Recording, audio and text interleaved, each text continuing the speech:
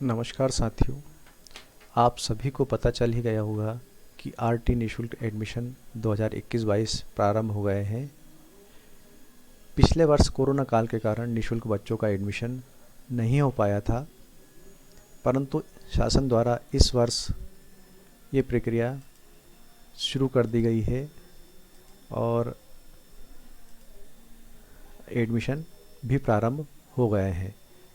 तो सबसे पहले मैं आपको बताना चाहूँगा कि सबसे पहले हमें आरटी पोर्टल पर जाना है। आरटी पोर्टल पर जाने के बाद यहाँ पर इस तरह का पेज ओपन होता है, राइट टू एजुकेशन। उसी के नीचे स्क्रॉल करने पर नीचे आएगा शिक्षा के अधिकार कानून के अंतर्गत वर्ष 21-22 में अशासकीय स्कूलों में प्रवेश। ऑनलाइन आवेदन प्रक्रिया हेतु क्लिक करें। जैसे ही हम यहाँ पर क्लिक करते हैं तो यहाँ पर हमें आरटी एडमिशन 2021-22 का एक नया पेज ओपन होता है, जहाँ पर आपको पालकों के लिए, स्कूल के लिए और आवेदन प्रक्रिया के बारे में पूरी जानकारी दी गई है। परंतु मैं आपको आज यहाँ पर केवल आवेदन पंजीयन के बारे में समझाऊंगा, इसलिए हम आवेदन प्रक्रिया में सेकंड नंबर आवेदन पंजीयन पर जाएंगे। जैसे ही हम आवेदन पंजीयन पर क्लिक करते हैं तो ये आवेदन का प्रारूप हमारे सामने ओपन हो जाता है। ये पूरा आवेदन है जिसमें आपको फिल करना है। एक बात ध्यान रखें कि इसमें कोई भी जानकारी गलत ना भरें।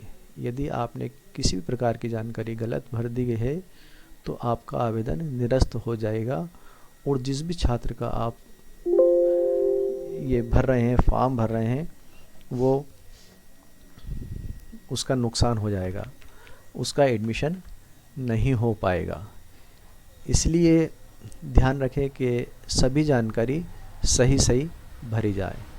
सबसे पहले यहाँ पर हमें छात्र की, जिस भी छात्र का हम एडमिशन आवेदन करना चाह रहे हैं, उसका हम यहाँ पर समग्र आईडी डालेंगे। और जैसे ही हम समग्र आईडी डालते हैं तो बहुत सारी जानकारी यहाँ पर हमें भरी हुई प्राप्त हो जाती है। अब सबसे आईडी डालने के पश्चात हम यहाँ पर छात्र का 12 अंकों का आधार नंबर डालेंगे। यदि हम यहाँ पर अपने पास अभी उपलब्ध नहीं है आधार तो हम छोड़ सकते हैं, परंतु ये ध्यान रखें कि आधार होना अनिवार्य है, वरना प्रवेश एडमिशन होने के बाद भी निरस्त हो जाएगा। बी नंबर पे आया है प्रवेशार्थी के निवास एवं संपर्क की जानकारी। तो यहाँ पर सबसे पहले शहरी और ग्रामीण। तो छात्र जिस भी क्षेत्र का है, शहरी है तो शहरी चुनेंगे, ग्रामीण है तो ग्रामीण चुनेंगे। जिला, नगर पालिका, नगर निगम, नगर पंचायत, ये सब आईडी के कारण अपने आप आ चुका है। वार्ड नंबर, ये सबसे महत्वपूर्ण है। जो ग्राम वार्ड है, जिस भी वार्ड में छात्र का निवास है, उसके आसपास जितने भी स्कूल हैं जो कि बीआरसी द्वारा सिलेक्ट किए गए हैं, उन्हीं में वो आवेदन कर सकता है। जो भी ऑप्शन खाली है, जैसे मोहल्ला वाला खाली है, तो हम यहाँ पर उसको फिल कर देंगे। जो जानकारी आ रही है उसको यदि गलत है तो उसको सही कर दें, वरना हम आगे जहाँ भी खाली है वो भरेंगे। ओटीपी है तो मोबाइल, ये सबसे महत्वपूर्ण नंबर है। जब हम आवेदन कर रहे हैं उस समय जो अपने पास मोबाइल नंबर है वो यहाँ पर डालेंगे। दूसरा मोबाइल नंबर आवश्यक नहीं है, अगर डालना चाहे तो डालें, वरना छोड़ सकते हैं। सेकंड नीचे पर जो मोबाइल नंबर हमने ऊपर डाला है वही नंबर दोबारा यहाँ पर डालेंगे। ईमेल आईडी यदि आपके पास है तो उसको छोड़ दें। सी नंबर पे है जन्म प्रमाण पत्र के अनुसार प्रवेशार्थी एवं उसके माता पिता अभिभावक की जानकारी अंग्रेजी कैपिटल लेटर में भरें। तो छात्र का नाम तो यहाँ पर आ ही चुका है पहले से। अब जो भी जन्म प्रमाण पत्र में जिस तरह की जन्म है वो यहाँ पर अंकित करें। सही जानकारी यहाँ पर आप फिल करेंगे क्योंकि सबसे महत्वपूर्ण जन्म दिनांक भी सबसे महत्वपूर्ण है। नीचे जो दिनांक हमने डाली है वही दोबारा हम यहाँ पर डालेंगे।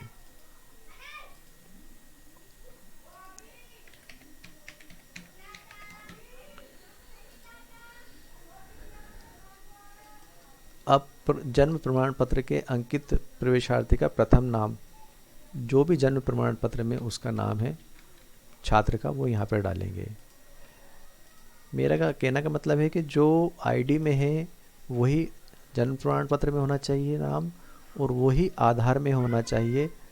अगर ये तीनों में समान है तो ठीक, वरना आवेदन निरस्त होने की संभावना ज़्यादा होती है। लिंग में पहले से आ चुका है, जाति पहले से आ चुकी है। यहाँ पे हमें दोबारा उसका लिंग और जाति प्रवेश करनी पड़ेगी। यहाँ पर हम छात्र के पिता का नाम यदि आ ही जाता है और नहीं आता है तो हम यहाँ पर डालेंगे। यहाँ पर हम पिताजी की समग्र आईडी डालना पड़ेगी।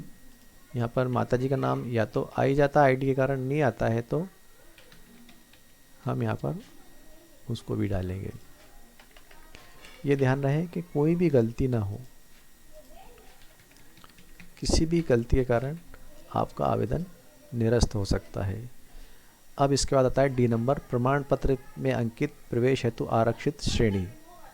तो यहाँ पर जिस भी श्रेणी के लिए जो छात्र पात्र है वो सारे यहाँ पर दिए गए हैं। बीपीएल कार्ड, SC ST का प्रमाण पत्र, 1 ग्राम पट्टाधारी, विमुक्त जाति, अनाथ बच्चे, विकलांग, HIV ग्रस्त, या नया एक ऑप्शन जुड़ा है कोविड-19 में माता पिता अभिभावक की मृत्यु के कारण।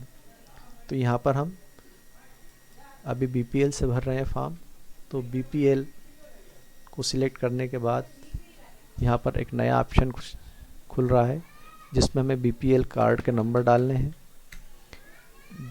किस तारीख को वो इशू हुआ है, मतलब जारी हुआ है वो डालेंगे, और किस अधिकारी द्वारा ये जारी किया गया वो डालेंगे। इसके पश्चात नीचे हम ई नंबर पर प्रवेशार्थी द्वारा प्रवेश हेतु स्कूल का चयन प्राथमिकता क्रम अनुसार करें, है ना। विस्तारित पड़ोस से यदि 3 स्कूल है तो न्यूनतम 3 स्कूल का चयन करें। यहाँ पर मैं बताना चाह रहा हूँ कि हम यहाँ पर 3 स्कूल का चयन कर सकते हैं। अब जैसे 3 स्कूल कौन से, जो कि आपका वार्ड है उसके आसपास जितने भी स्कूल है प्राइवेट स्कूल, उनको BRC द्वारा सिलेक्ट किया जाता है, उनका चयन किया जाता है, उनकी मैपिंग की जाती है। वही स्कूल आपको लिए पात्र होते हैं। अब हम नर्सरी में लेना चाह रहे हैं या KG1 में लेना चाह रहे हैं, जो भी आप जिस भी क्लास में लेना चाहें वो यहाँ पर सिलेक्ट करेंगे, और यहाँ पर आपको चयनित स्कूल का स्कूल आईडी, हर स्कूल का एक स्कूल आईडी होता है, वो यहाँ पर हमको डालना है।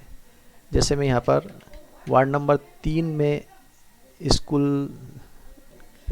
है उसकी एक आईडी डालता हूँ। जैसे ही मैं आईडी डालता हूँ तो यहाँ पर एक स्कूल का नाम ओपन हो जाता है। ओके करने पर स्कूल सिलेक्ट हो जाता है। अब वो कितनी दूरी पर है आपके घर से वो आपको यहाँ पर दिखाना है। अब इसके पश्चात विकल्प का ऑप्शन अभी बंद आ रहा है, शायद पोर्टल पूरी तरह से काम नहीं कर रहा है। इसके पश्चात हम आवेदन सत्यापन हेतु अपने निकटतम जन शिक्षा केंद्र को चुनेंगे। यहाँ पर हम जो भी आपका जिला है वो चुनें, ब्लॉक है वो चुनें और जन शिक्षा केंद्र चुनें। लेकिन यह पोर्टल क्या अभी पूरी तरह से शायद प्रॉपर काम नहीं कर रहा है। मैं कल से देख रहा हूँ, ये ना तो इसमें ऑप्शन के लिए कोई नई जानकारी आ रही है, नया स्कूल खुल रहा है, और ना ही ये वाला जन शिक्षा केंद्र ओपन हो रहा है। अब मैं आपको बता दूँ, इसके बाद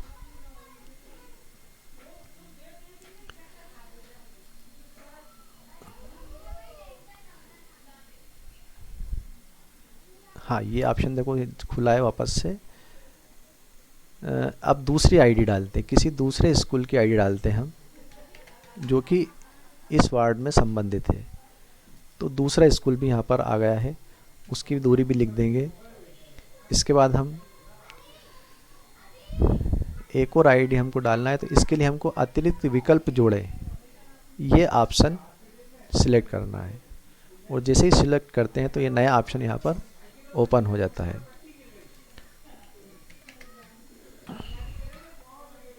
ये तीसरी आईडी डालने पर ये तीसरे स्कूल का नाम यहाँ पर भी ओपन हो गया है। अब 3 स्कूल अनिवार्य है ना।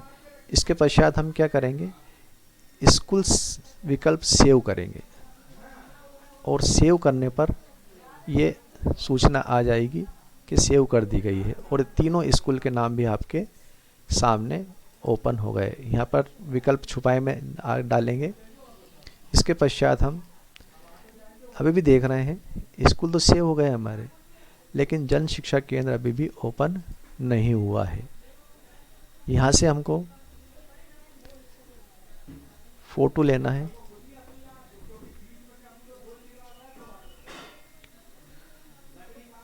और इसके बाद हमें जो दस्तावेज है